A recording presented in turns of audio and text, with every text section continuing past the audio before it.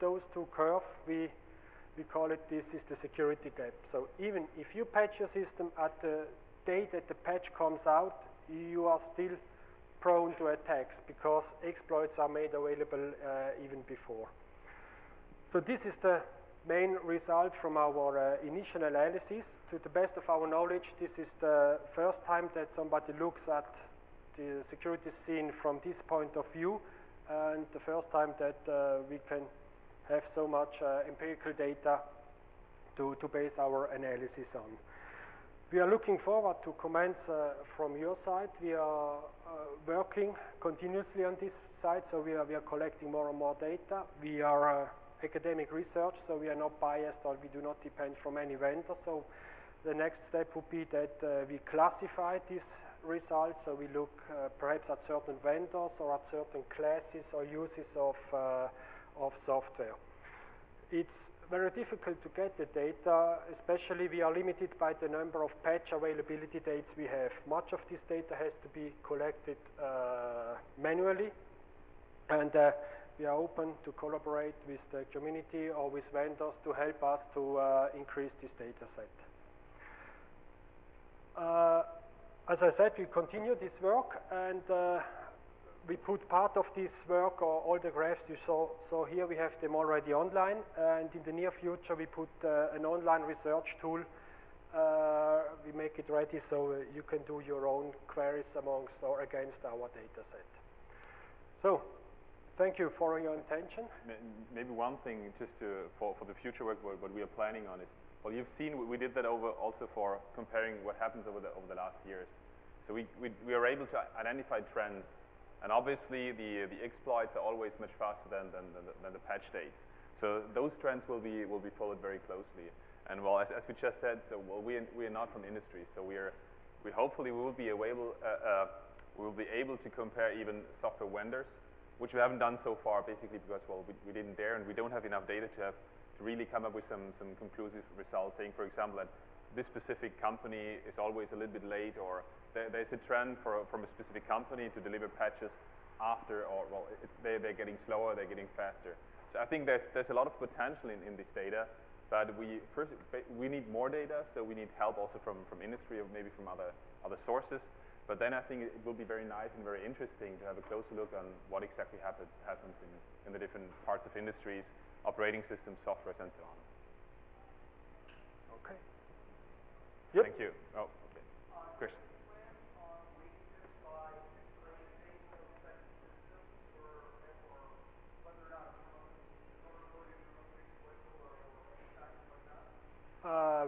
We have plans now. This analysis was done on the complete set we have for the last 5 years. The next step we want to go, so we want to compare like high-risk vulnerabilities against the other kind of vulnerabilities, and another point of view would be remotely exploitable to only local exploitable. This is the next steps that we have in mind. It is just, well, you need numbers.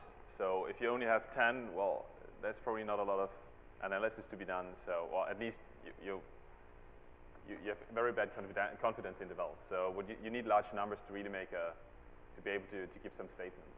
But definitely we're going to go in that direction. Yeah.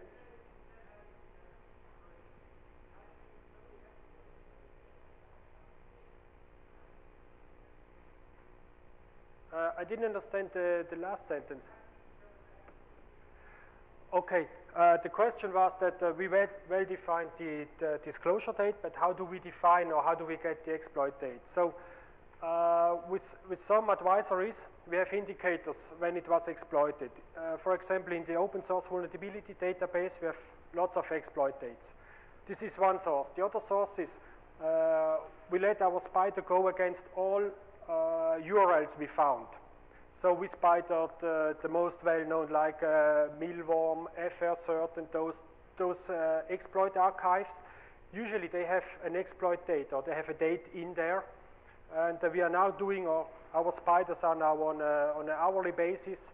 They are spidering the internet, so we can create a log when something popped up. But unfortunately, we don't have this log going back for a couple of years.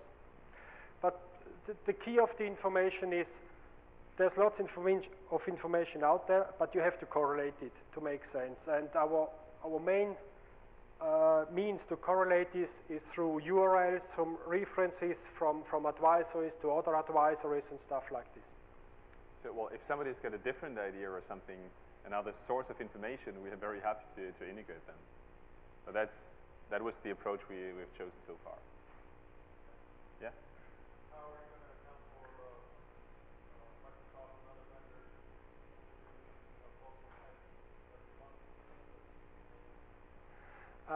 we think that the question is how do we see it in our data when there is a certain patch day, like from Microsoft or Oracle?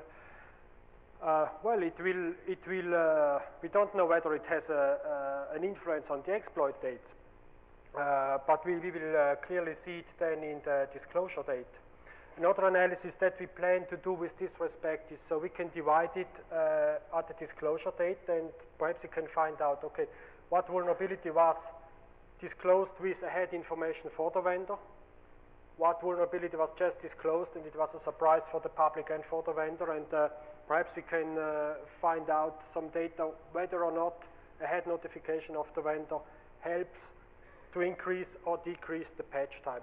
This we don't know yet. We are limited by the number of say patch dates, because this is not so readily available. It heavily depends on the source where you can get this information from, whether you can automate it or whether you have to do it by hand. So we still need to get some more data and more confidence in our data, then we are ready for this kind of analysis. But definitely, well, that is one of the problems. So if you've got these patch dates, you end up probably, if the vulnerability is disclosed before, you're going to have the problem that over some period of time, maximum the monthly patch date, your system will be at risk. So, well, maybe at the end when we get enough data, we can show that maybe that strategy is not optimal for the industry. One thing that we think that we saw out of this data is the importance of those security information providers. Like we have a list of 5 right now. Their role for the security industry is very important. So what we see from our data, if there's an exploit out, it doesn't take a long time now till we have an advisory, so the public is informed in a coordinated way.